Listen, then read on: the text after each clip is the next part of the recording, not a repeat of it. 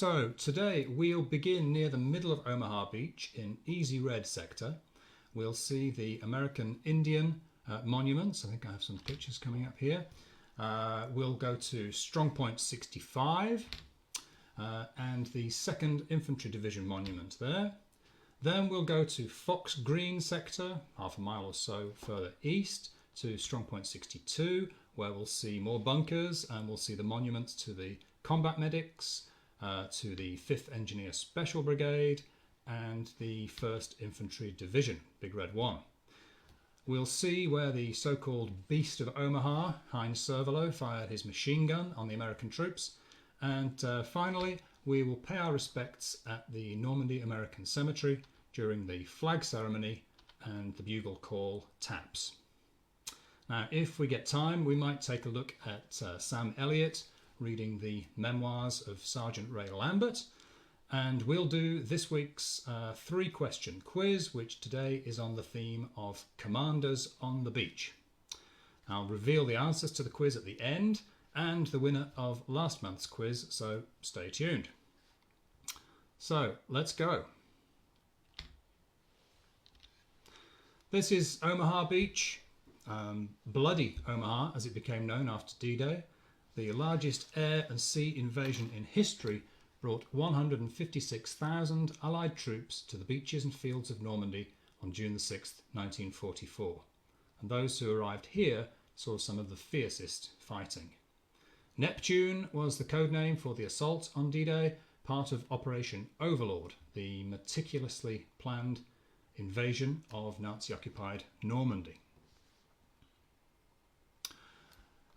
As well as, last week, or last month I should say, when we did the western end of Omaha Beach, we learned that the German troops defending Omaha Beach were hugely outnumbered, but the first waves of US units to arrive suffered woefully high casualty rates. At this end of the beach, where we are now, some of the sections of the 116th Infantry Regiment suffered up to 80% casualties.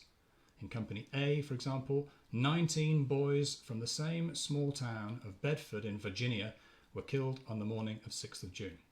In all, around 1,400 men lost their lives on Omaha Beach. Now, those who survived the so-called killing zone, the 400 yards or so of exposed sand from the landing craft to the top of the beach, had to make their way across minefields and up the bluffs under constant enemy fire. You can start to see the bluffs on the video there on the right. There were only 5 exits off the beach, and these draws, D-R-A-W, were the most well-defended areas. And you can see the draws on this military map here. Today we'll visit the eastern exits on Easy Red and Fox Green sectors before going to the Normandy American Cemetery, which is located between them at the top of the bluffs. But despite the high number of men who were killed in action, wounded, missing or taken prisoner, General Gero, who's the commander of US 5 Corps, oversaw the successful landing of 2 entire divisions, 34,000 men, and by the end of the day they'd secured a beachhead 6 miles long. They'd liberated the 3 villages of Vierville, Saint-Laurent and Colleville, and you can see them there on the map, and established a crucial front line a couple of miles behind the beach. So on today's virtual tour, we'll walk the beach, we'll climb the bluffs, learn about the challenges, setbacks and casualties faced by the troops, find out how US 5 Corps finally made it off the beach, and then pay our respects at the cemetery. Okay. So we start the tour near the middle of Omaha Beach at Ruquet. It's a small hamlet in the inappropriately named Easy Red sector. It was defended by a heavily armed strongpoint, or Widerstandsnest. The word means resistance nest in German, and it's usually abbreviated to WN. This one is known as WN 65, and it was the location of the E1 draw, which you can see there on the map. One of 3 exits allocated to the 1st Infantry Division. You can see the E1 draw, or the exit road from it here, leading from the beach up through the hillside or the escarpment of the bluffs. And the job of invading the eastern half, this half of the beach, in the first waves was given to the 16th Infantry Regiment of the US 1st Infantry Division. Big Red 1, as the division was known, and it still is, it's the oldest continuously serving division in the US Army, was commanded by General Clarence Hubner. And it was an experienced unit, having seen action in North Africa and Sicily. Now, as well as being the site of fierce fighting on D-Day, the Ruquet is also the location of the 2nd US Provisional Cemetery. Last month we visited the 1st US Provisional Cemetery, actually down on the beach. And I think they have a picture of the 2nd cemetery there up on the bluffs. And the Advanced Landing Ground A21, which was the first airstrip in US 5 Corps sector. Opened just 2 days after D-Day, and both of these sites are on the plateau above the E1 draw. Luckily, when you come and visit, it's quite easy to make your way up the bluffs here and to reach the plateau. Excuse me a second. So here we are overlooking Strongpoint 65, which is also where the 2nd Infantry Division came ashore on D+1, June the 7th. The monument to the Indian Head Division, as they're known, is right next to the bunker that you can see there in the centre of the video. It's a bit small, but we'll get a much closer look at that shortly. But first we'll visit two of the most recent monuments on Omaha Beach. The Native American Monument and the Charles Shay Monument. Master Sergeant Charles Shay was a combat medic with the 16th Infantry Regiment. There he is.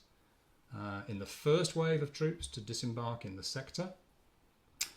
He is a healthy nonagenarian, and he often takes part in the region's commemorative events here.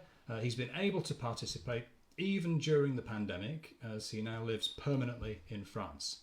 He is a Penobscot tribal elder and a veteran not only of the Normandy landings, but also the battles of Aachen, the Hertogen Forest, the Ardennes Offensive, the Battle of the Bulge, and he then later served as a combat medic during the Korean War.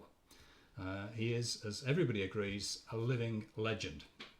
And we saw him relatively recently. He's on very good form. Now, as well as the bust or statue to Charles Shay, there is also the American Indian Monument, which is in the form of a stone turtle. You can see it there gazing out to sea. It's dedicated to the 175 Native American soldiers who fought on Omaha Beach on D-Day. And it was actually created by Charles Shay's nephew, Tim Shay.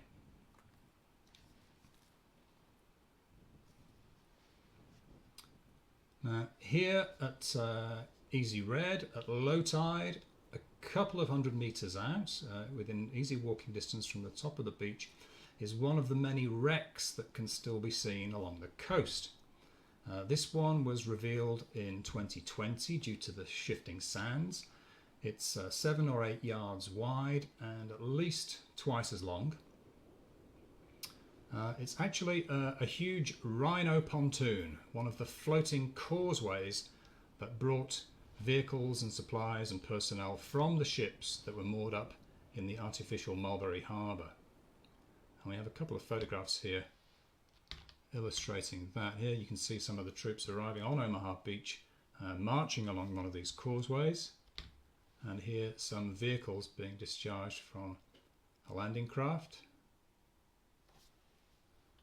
And there's a photograph of the Mulberry Harbour. Many people have heard of the Mulberry Harbour at Arromanches, the British artificial harbour called Mulberry B, which is now called Port Winston Churchill, because so much of it survives to this day. But the American sector also had a Mulberry Harbour, Mulberry A, and there's a photograph of it. Most of it, well, the vast majority of it was completely destroyed in the storms later on in June.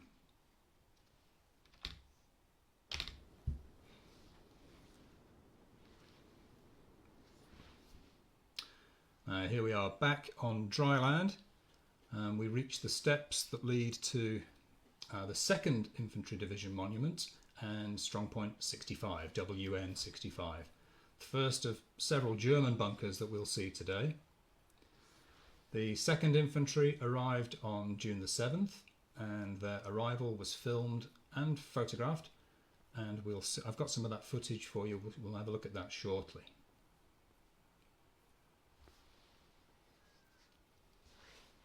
Good to see so many people tuning in. Hi Stefan. Lady Marjorie, thank you for tuning in. Now the division was named after its insignia. It's a Native American warrior on a star, possibly the Lone Star of Texas, and it was chosen following a competition amongst the ranks, I think during the First World War. And the monument itself stands beside this 50mm German gun emplacement. This one guarded the E1 draw, guarded the exit from the beach, and it's still remarkably well preserved, as you can see. You can see the gun barrel there still in place. And entry to the bunker is from behind, and like so many of the German army constructions in the D-Day region, it's open to the public. So we can take a look inside.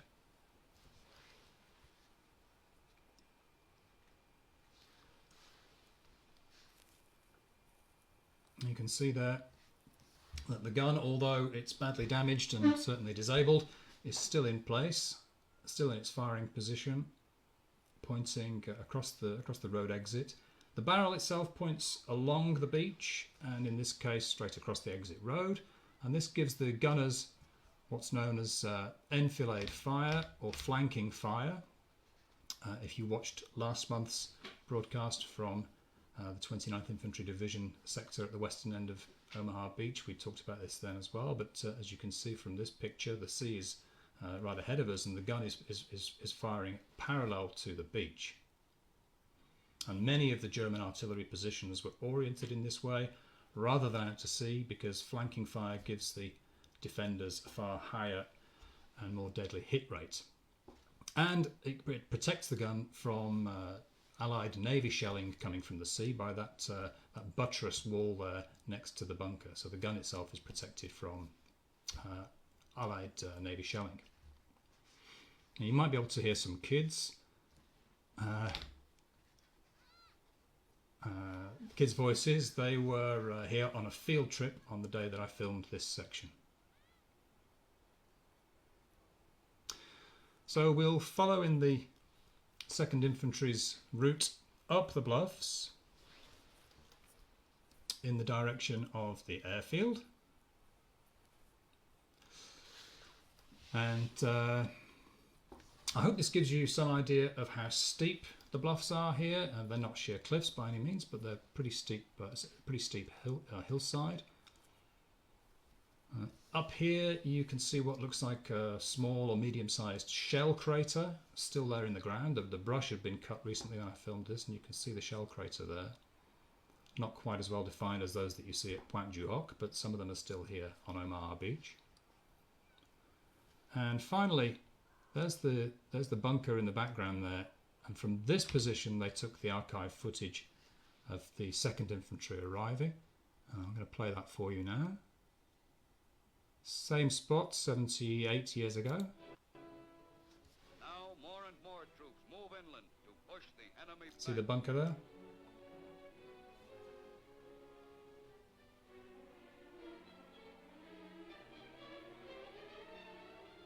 And that's looking in the direction of our next destination, which is the E3 draw at Colleville-sur-Mer and Strongpoint 62.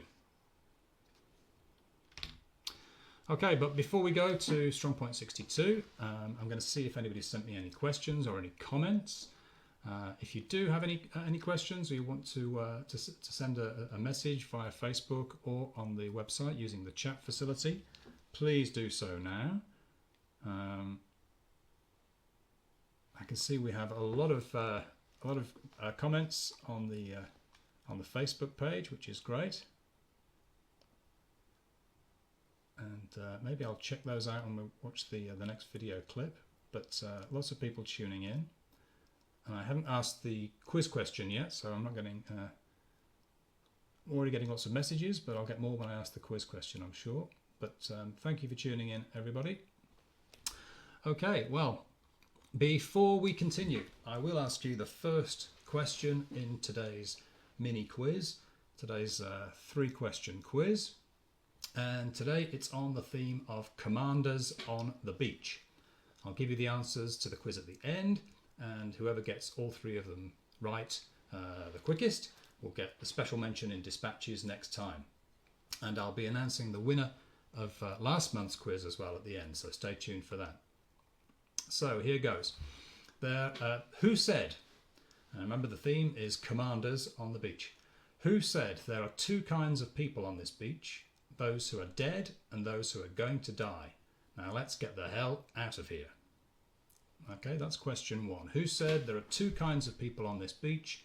Those who are dead and those who are going to die. Now let's get the hell out of here. Okay, so that's question 1 of 3. And if you've just joined us, you're watching Virtual D-Day from We Love Normandy. And today we are here on Omaha Beach. And if you're enjoying this, please click like or share. If you're watching on Facebook, please share this now. That would be great. It really, really helps get the message to as many people as possible. And as I've already said, all of my broadcasts are free. So stay tuned for Strongpoint, the next section, which is Strongpoint 62. We have I'm sure we have time now for the Ray Lambert story, as told by the Hollywood actor Sam Elliott.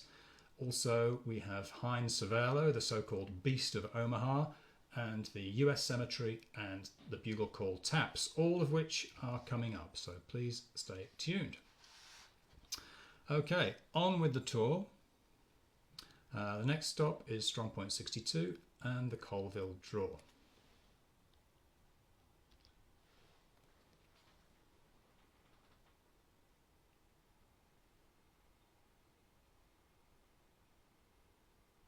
So this is Fox Green Sector. We're orbiting the 1st Infantry Division Monument at Strongpoint 62, WN 62.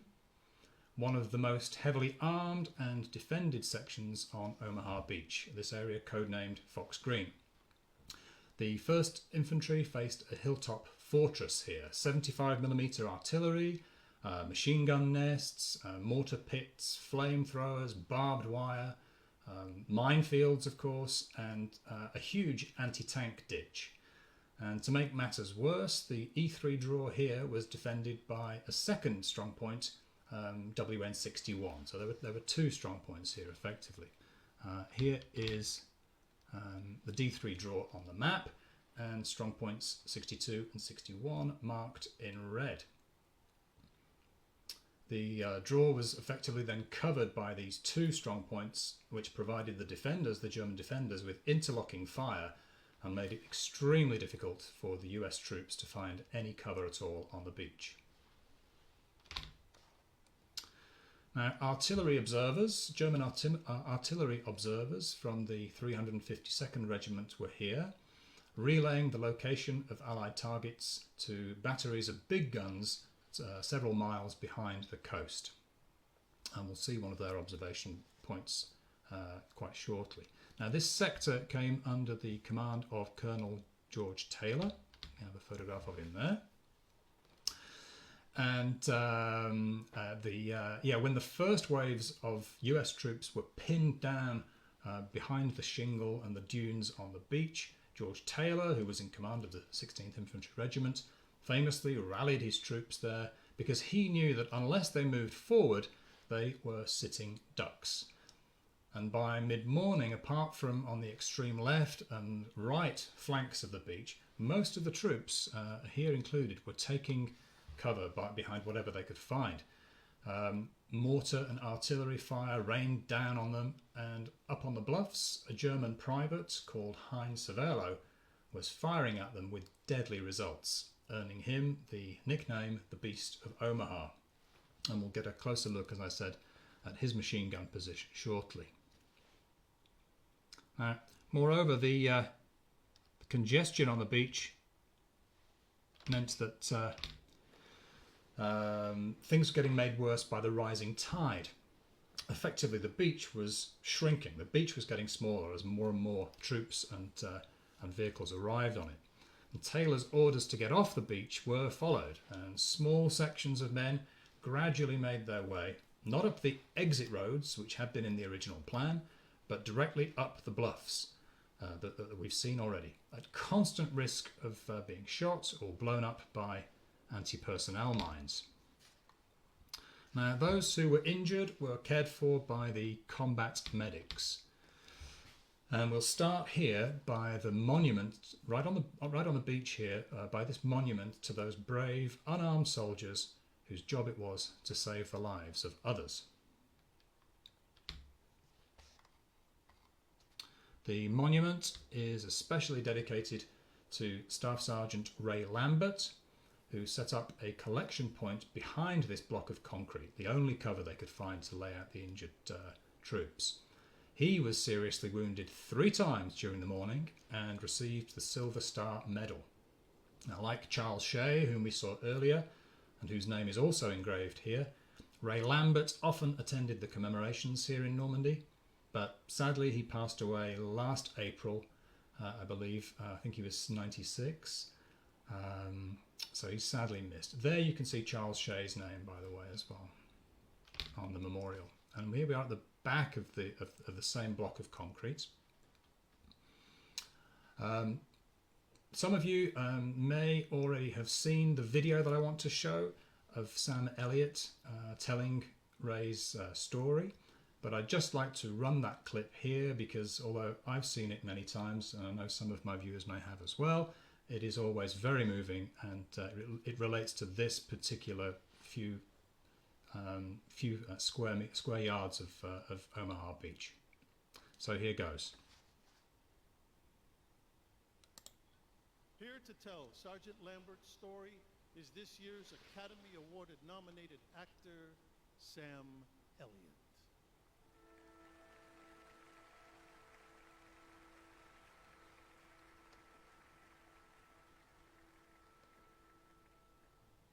We were headed to Omaha Beach, and I was glad. After all the fighting in Africa and Sicily, I just wanted to get this war over with.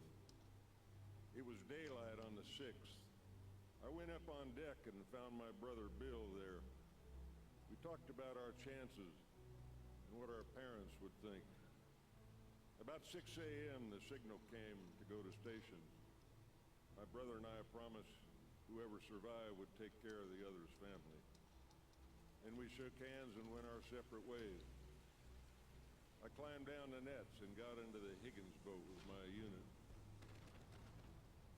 On the way in, we could hear the battleships firing and see the big shells landing ahead of us. Guys were getting sick and vomiting from the choppy water and the diesel fumes. As we got in closer, the Germans had a bird's eye view of us coming in. We picked up machine gun fire. The bullets clanged against the metal ramp of the boat like hail. Then the big 88s on the hill opened up. Every time a shell whistled overhead, all you could hear was the sound of the banshees screaming. Boats around us were burning. I saw men on fire. Even their shoes were on fire. Dead and wounded were floating in the water. We had orders not to stop and pick anyone up. I told my men when the ramp drops, hit the water hard and keep as low as you can to dodge the bullets. We sank up over our heads. That was the last time I saw most of them. 31 men jumped off that boat. Just 7 of them made it to the beach. The only cover was a block of concrete the Germans had failed to clear. That's where I set up a collection point for the casualties. Medics were trained not to dig in. We were there to see the troops and for them to see us. I detailed Corporal Raymond Lepore to hunker down and treat the men while I brought in the injured. Ray and I had been together since '39. I knew I could count on him. It was total confusion.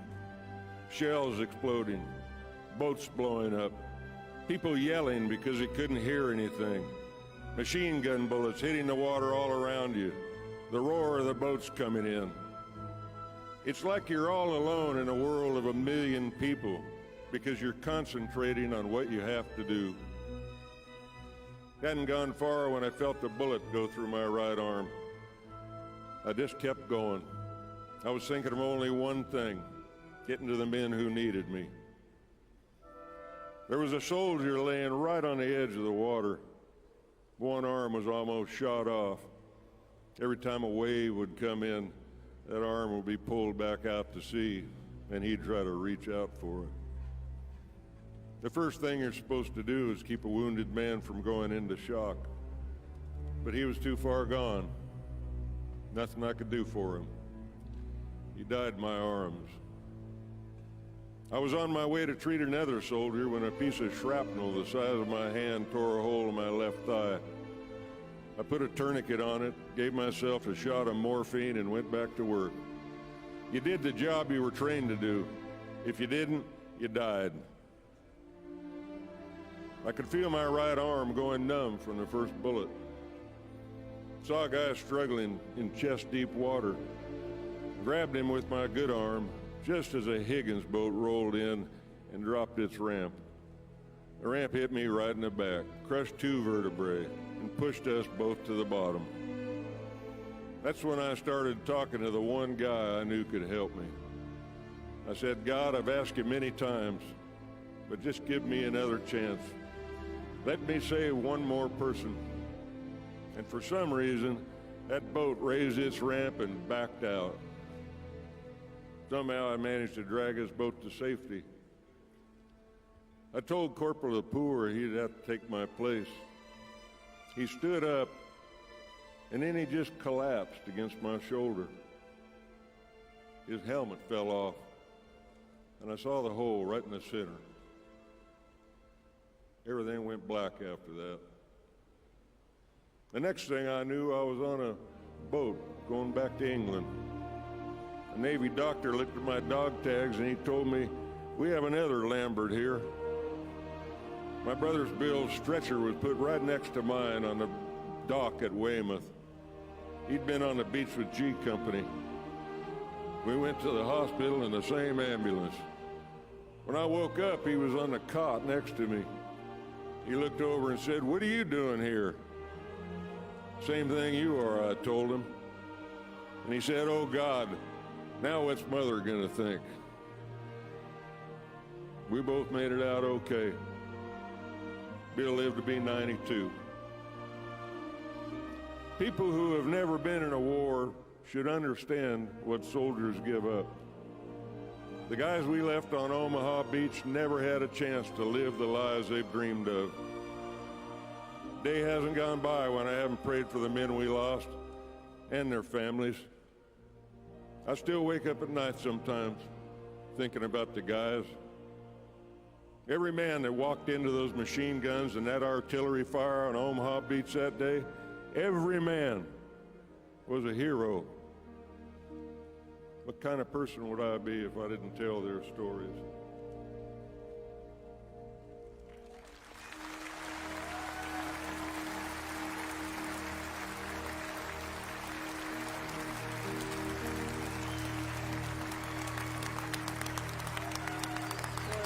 Such an honor.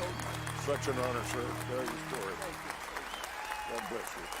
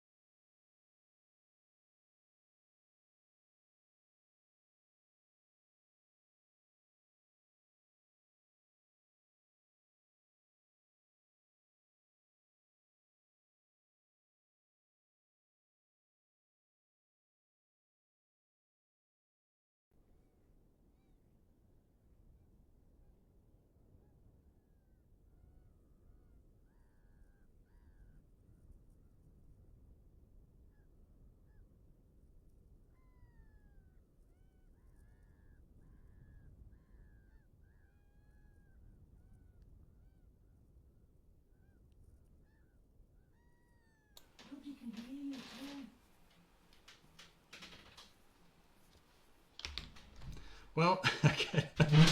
First of all, let me just say how moving that testimony was. You probably missed what I just said to you, because when we had some sound problems with the video of Ray Lambert, I turned my microphone off, and I didn't remember to turn it back on. So thanks very much, Brendan. Thank you, Rosie. Thank you for letting me know that my microphone was off. Thanks, Teresa. Thanks, Herb.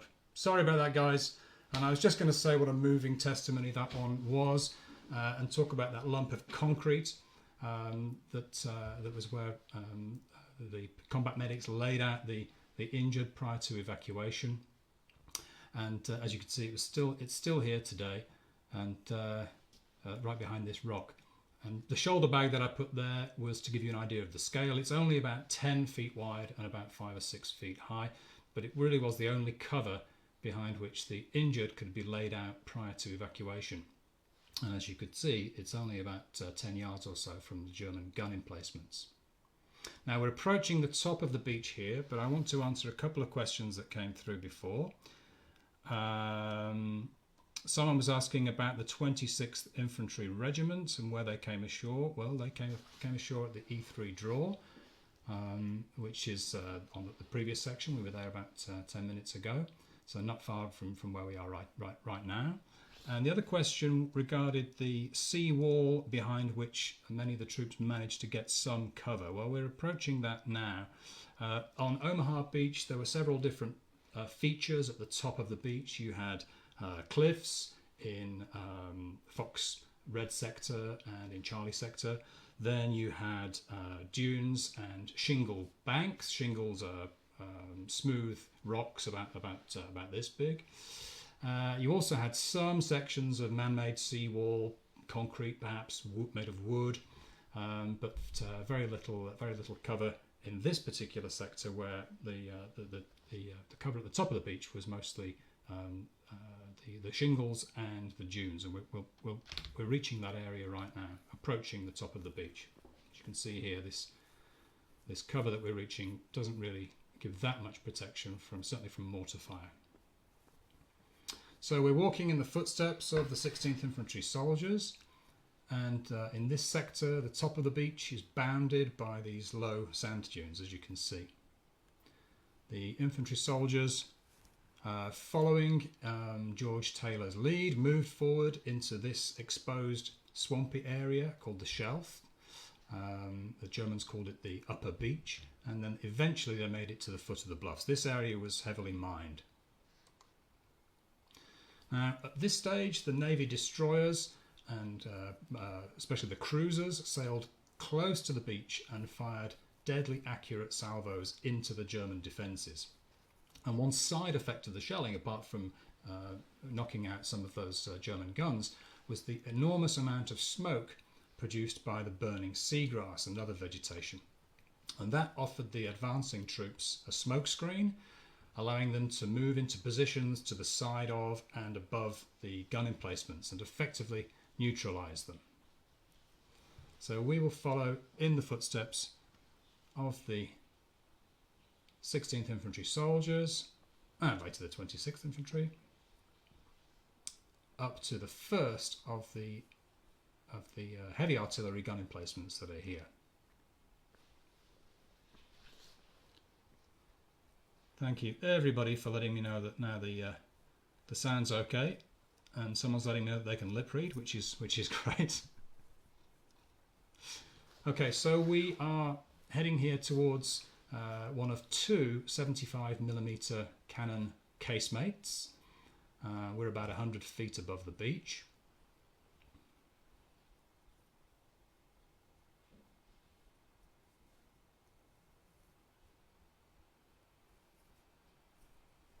And we're going to go into this one through the main firing embrasure at the front. You can see that the view from up here is getting better and better. You get a view all the way down Omaha Beach towards Vierville.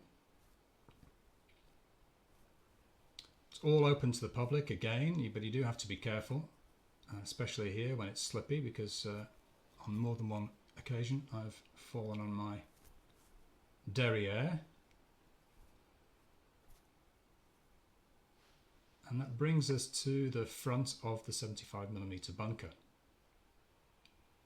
And I think somewhere I have a photograph of the location after the invasion, back in June, maybe July, probably just a few days after D-Day actually, in 1944. Now you can see some of the US troops inspecting the bunker. And there are two of these bunkers, only one of them had the gun actually installed, the other one had not yet been installed. So we will go inside.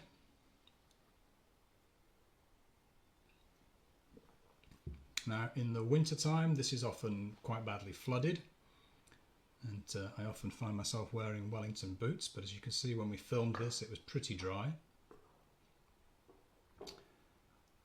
And you can see some of the damage that probably the tank damage to the bunker there, tank shelling. And you can see those that's the opening or the embrasure. You can see those peculiar wavy lines in the concrete of the walls. That's there to reduce the sonic shock once the gun was discharged, vital to the eardrums of the gunners who are working it. It's made by putting soft material fabric in the mould when the concrete is poured. These bunkers are produced using poured concrete. And then when the concrete's dry, you remove the fabric and you're left with those wavy lines. There you can see two chambers for ammunition on either side. And from here we'll go out of the back of the bunker through this very, very simple but very effective double wall that stops any small arms fire from entering into the bunker from outside. Quite a simple, almost medieval idea, but very effective. And from here we will climb even higher, further up towards Heinrich Severloh's observation bunker and the location of his machine gun position. Now, Severloh was a 21-year-old, this is the so-called Beast of Omaha, by the way. He was a 21-year-old officer's orderly. He was a German Gefreiter or private, and as a member of an artillery platoon, he wasn't really supposed to be manning a machine gun on D-Day. But on the morning of June 6th, he was kept supplied with ammunition and ordered to fire. And over the course of 9 hours, he went through 12,400 rounds of machine gun and rifle bullets and killed and injured hundreds of US troops. Estimates have been exaggerated, but he was certainly responsible for the deaths and injury to hundreds of troops. When finally, this is the observation bunker, by the way, where they would have been looking at to pick out targets on the sea, landing craft and ships, and giving the coordinates of those to the 10.5 centimetre guns that were a couple of miles behind the beach. So when his gun barrels, oh by the way, this area here, just to the, if you come to Strongpoint 62, this is the location of the machine gun of Heinrich Severloh's machine gun position, just to the right of the bunker, just next to that open gun pit. Now, when his gun barrels had finally melted and were inoperable, he retreated. He was captured in the evening and interned as a prisoner of war, and he was not identified as the man who had shot so many American soldiers on the beach. Lucky for him, because he survived the war and went on to write his memoirs. This is just a fabulous view from up here at Strongpoint 61. There we're looking east, and this is the observation bunker where Severloh's commanding officer would have been looking at picking out targets on the sea. And I think here I have a photograph of the man himself. There you go, there's Heinrich Severloh, the so-called Beast of Omaha.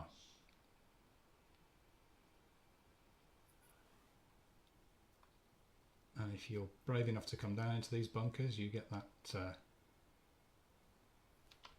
you're greeted with the same view of the beach there that the German defenders would have seen nearly 78 years ago. Next we come to the other 75mm artillery bunker, which is now the location of the 5th Engineers Special Brigade Monument. Now the engineers who came ashore in the first waves were responsible for destroying the beach obstacles, the anti-tank walls and the ditches and the minefields. And the minefields were planted with the infamous S-mines, or bouncing Betties as they were known. These things would eject out of the ground before detonating and inflict deadly wounds in the central torso area. There are about 96 men commemorated on this monument, a big number considering that the 5th Engineer Special Brigade is a relatively small unit. All of those men died on D-Day. Okay, so now we're going to make our way up to the 1st Infantry Division Monument, and we see this peculiar feature in the ground. And I'll try and pause the video at a place where we can see it properly. There we go. You might be able to make out that indentation in the soil. And this is one of the German trenches. A lot of the trenches have been filled in over time, but this one it remains. You can see it quite clearly, and although it's only maybe a foot deep, certainly no more. And I've got a photograph here of one of the engineers, one of the American engineers, inside a German trench. These trenches linked the various different bunkers and positions, fixed positions within the strong points, and gave the German soldiers cover as they went from A to B. 3 to 4 feet deep, I guess, looking at this particular one here, judging by the US engineer crouching down inside. And as you can see, by looking at the contours from the video picture here, you can see the zigzag construction of the trenches. Now, this pattern, this zigzag pattern of the trenches, was done to reduce the range of fire within the trench and effectively contain the blast from mortar or grenade explosions inside to what would be, I guess, about a 15-foot section of trench. So a hugely effective, very simple method of reducing the range of fire within a trench. And I know this was not new to World War II. I think they used the technique in World War I as well. So from here we'll carry on to the 1st Infantry Division Monument, and we reach the top, and here we are. The 627 officers and men who gave their lives during the Normandy campaign are engraved on the obelisk.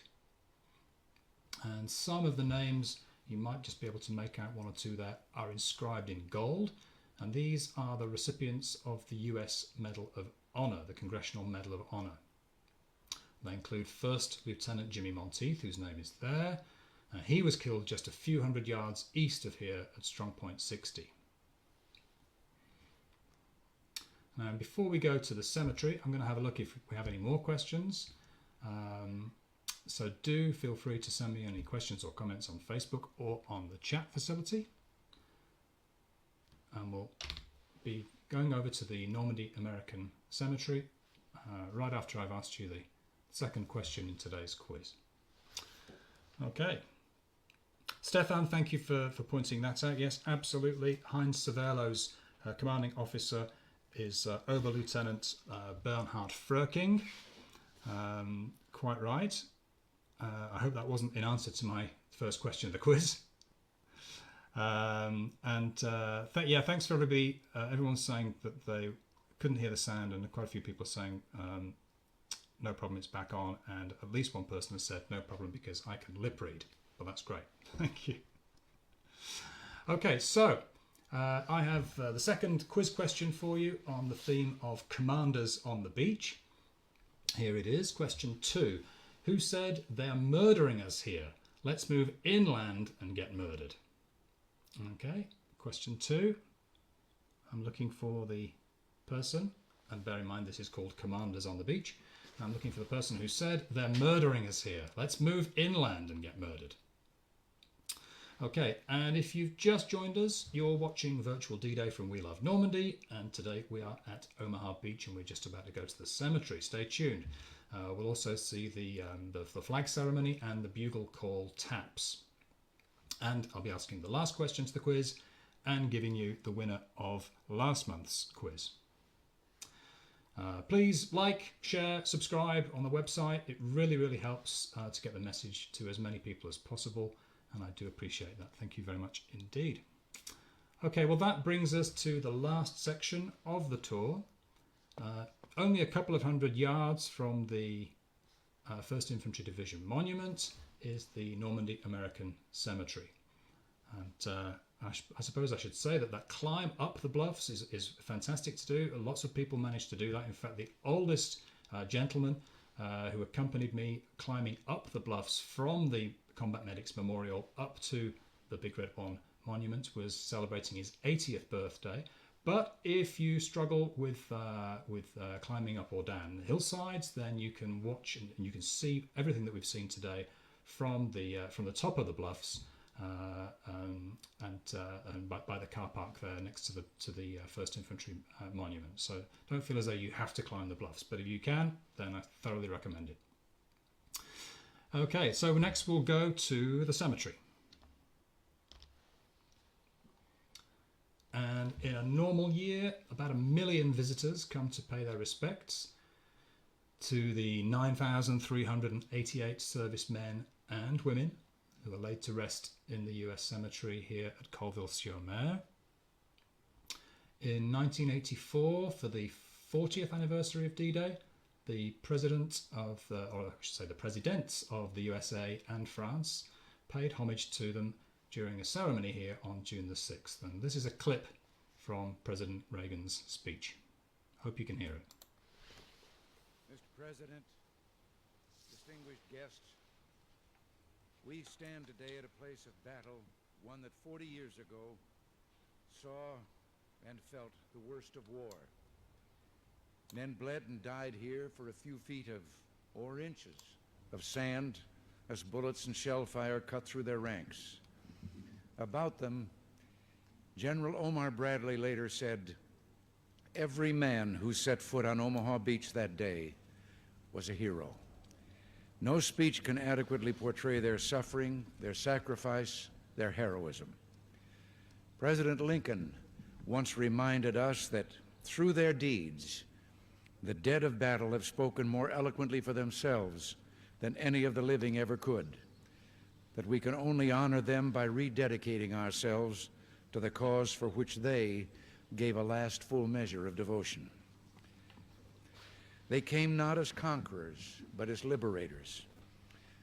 When these troops swept across the French countryside and into the forests of Belgium and Luxembourg, they came not to take, but to return what had been wrongly seized. When our forces marched into Germany, they came not to prey on a brave and defeated people, but to nurture the seeds of democracy among those who yearned to be free again. And we salute them today. We will always remember. We will always be proud. We will always be prepared, so we may be always free. Thank you.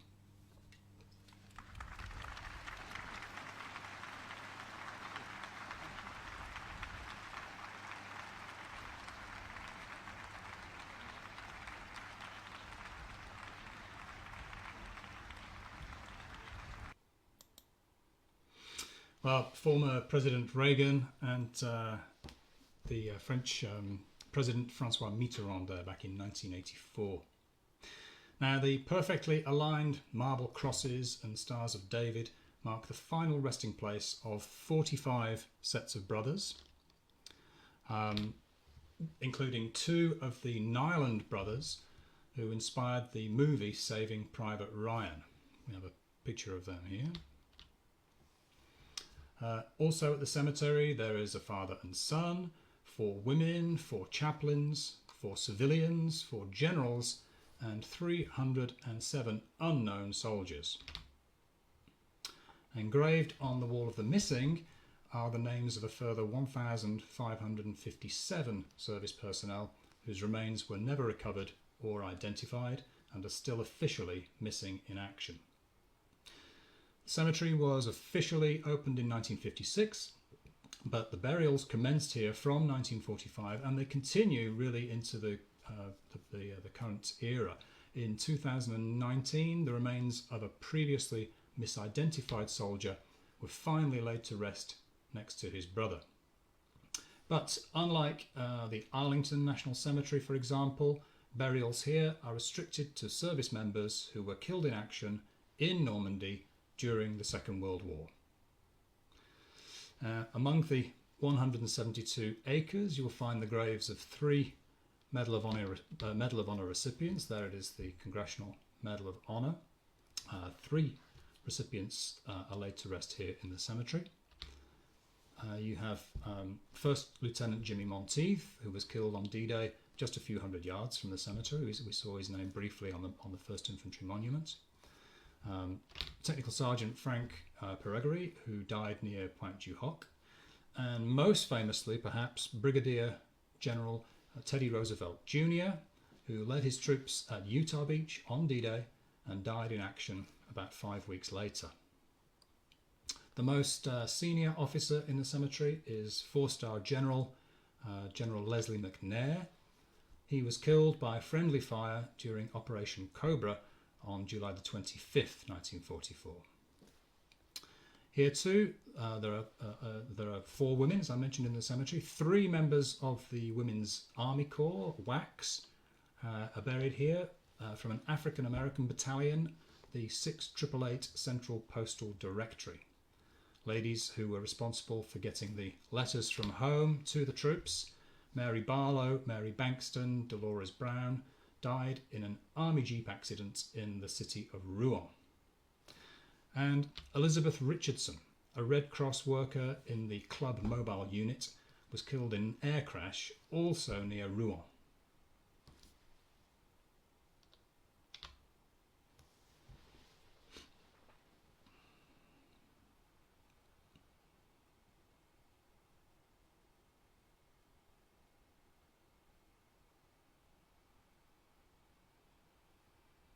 Graves always seem to go on and on in the cemetery. And here we arrive at the chapel. It's a non-denominational place of worship and remembrance. There's a spectacular mosaic ceiling you can see here inside the chapel, and the inscription on the chapel engraved above the columns reads, "These endured all and gave all, that justice among nations might prevail, and that mankind might enjoy freedom and inherit peace." And this is the memorial where we saw President Reagan giving his speech. In front of it is the reflecting pool. Loggias on either side of the memorial. Now here the inscription reads, "This embattled shore, portal of freedom, is forever hallowed by the ideals, the valour and the sacrifice of our fellow countrymen."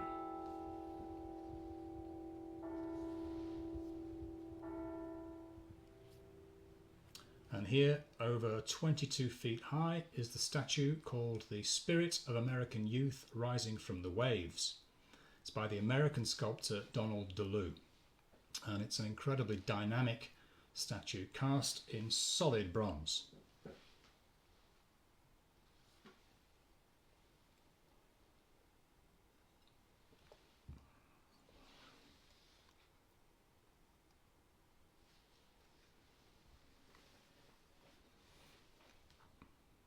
Now behind the memorial here is the Garden of the Missing. I mentioned it. The names of 1,557 men who are still officially MIA are inscribed on the wall of the missing here. And around 1/3 of the names here came from the same regiment, the 262nd Infantry Regiment, part of the 66th Infantry Division. You may be able to make them out as we scroll past the names here. So many of them are serving with the 262nd Infantry Regiment. Now, These men were drowned at sea on Christmas Eve 1944 when the SS Leopoldville was hit by a German U-boat torpedo when it was coming into Cherbourg. Now the twin flagpoles is one of the two here. They bear the US flag, the Stars and Stripes. They're raised and lowered 364 days a year, every day except Christmas Day, during the flag ceremony when the bugle call taps is played. In the summertime, it's about 5 o'clock. It's at 5 o'clock, and in the winter period, it's at 4 p.m.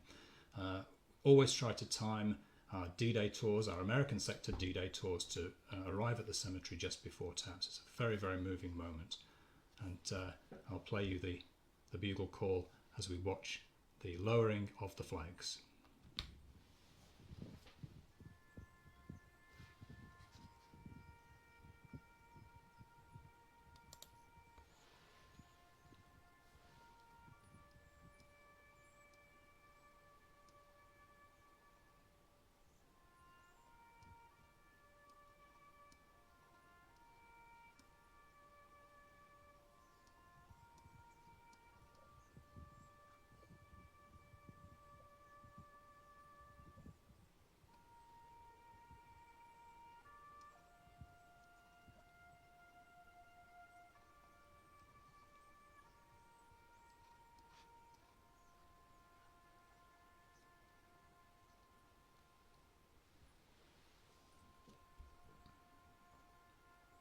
Now the cemetery graves themselves are aligned towards the west. The graves here point towards the setting sun, and for all of those who lie here, towards home.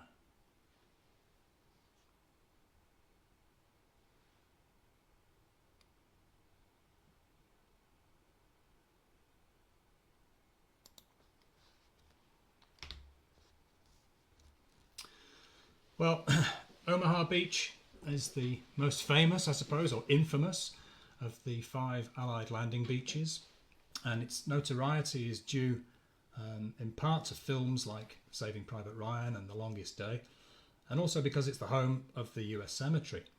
But the fact that over 1,400 men lost their lives here in just one day in June 1944 singles out Omaha Beach as special. More men died here than on the other 4 beaches combined.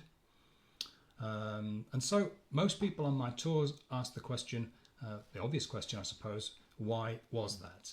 Well, as we saw during last month's webinar, the Allied planners were perhaps overly cautious about the enemy firepower on Omaha Beach. The Allied warships stayed out of range of the German guns, certainly during the initial naval bombardment of the beach. The US Army Air Force used heavy bombers, B-24s and B-17s, flying at an altitude of 10,000 feet. And as such, the German defences were barely touched by this so-called softening up pre the invasion. Then the armoured support from the floating Sherman tanks was a disaster. 27 floating DD tanks launched at 5,000 yards from the beach all sank. The infantry soldiers in the initial waves came ashore without armoured support. The death toll on Omaha was due to pitching human flesh and bones against machine gun bullets, shells and steel reinforced concrete. However, individual acts of courage and strong leadership from officers like Dutch Cotter, Charles Canner, George Taylor and Jimmy Monteith resulted ultimately in victory. Well, if you missed the 29th Infantry Division sector tour last month or part of today's broadcast, then the footage is available on YouTube and Facebook, and of course on the We Love Normandy website, along with all the archive photos and other supporting material. Now I'll just have a look to see the answers to the little quiz.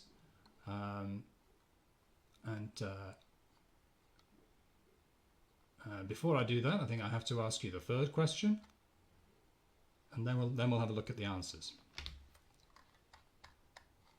Okay, so this is the third question to the quiz. Who said, well, God damn it, if you are Rangers, then get up there and lead the way. So this is question 3, okay?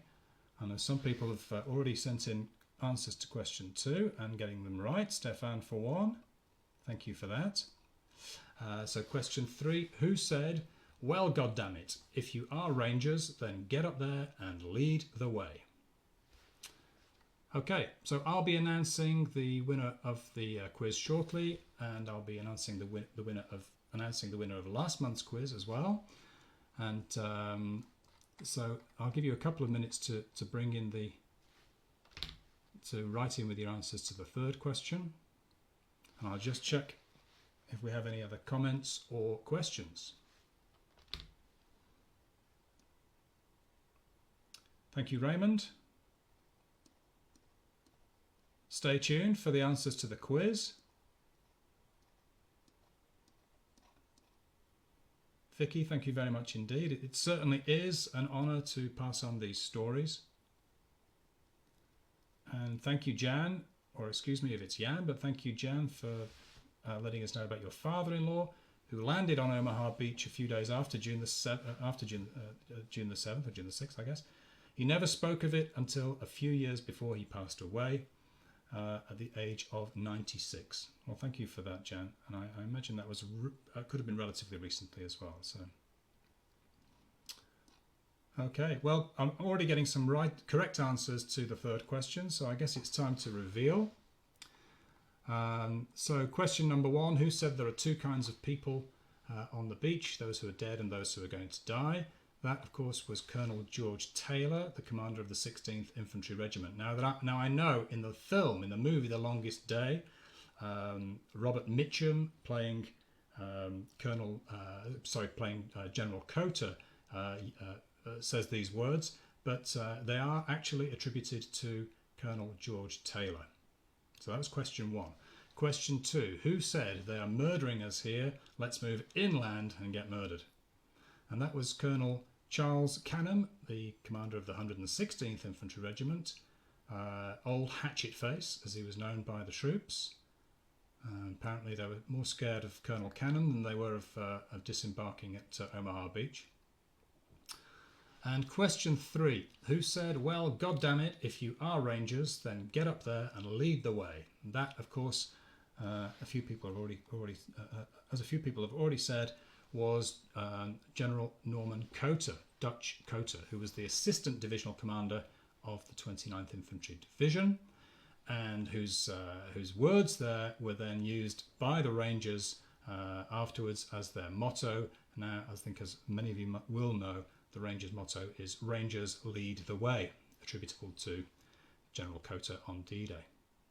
Now, I will be announcing the winner of the quiz next month, which is on the 16th of March, when we'll be going to St Mary-Glees. And finally, I want to do a shout out for the winner or winners of last month's quiz, and that goes to Elizabeth Coble. Is it Coble? Elizabeth Coble and Ben van der Maast, who got all 3 questions right simultaneously. I couldn't tell which one got there before the other, so you both get the honours. And a shout out to the viewer who sent me the link about Commando Tom Trevor, but didn't leave their name. So thank you for that. But I can't thank you by name. Well, thank you all for participating and getting the right answers to what was a pretty hard quiz, I have to say. So if you've enjoyed the show, please tell your friends and family. Do mention it on social media. Please, please, please click like, click share, or click subscribe. It really makes a difference. And if you'd like to make a contribution for today's tour and you're watching this for free, then you can go to the virtual D-Day page of my website and click on Support Us. You can leave a small donation on PayPal or whatever. You can follow We Love Normandy on Facebook and on Instagram, and now on YouTube. And if you're a subscriber, you can catch up and download today's footage on the Watch Again page. If, as I sincerely hope, you can visit Normandy soon, have a look at the website at some of the fabulous properties that we work with, and let me know if you're planning a trip so I can put you in touch with a good guide or tour with you myself if I'm available. I'd be delighted to. My personal email is patrick@welovenormandy.com. So the Zoom platoon is about to start. A little late, I guess. We've run on. The Zoom platoon, as we call it, in a few minutes. The details are on the website. Just click on Virtual D-Day, then Zoom platoon if you're a paid subscriber. If you purchased a ticket for today's show and you did not receive the Zoom details, just send me an email now. I'll check before I start the Zoom and I'll send you the link.